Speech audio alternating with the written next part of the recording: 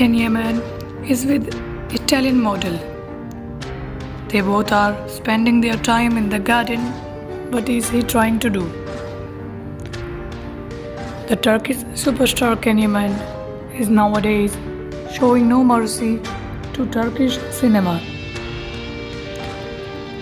He is not going back to Turkey, and the Turkish cinema is still empty without him.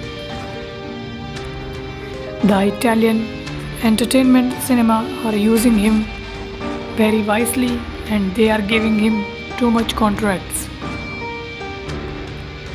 Still, Yaman is in Italy, and Italian fans are very happy after watching that.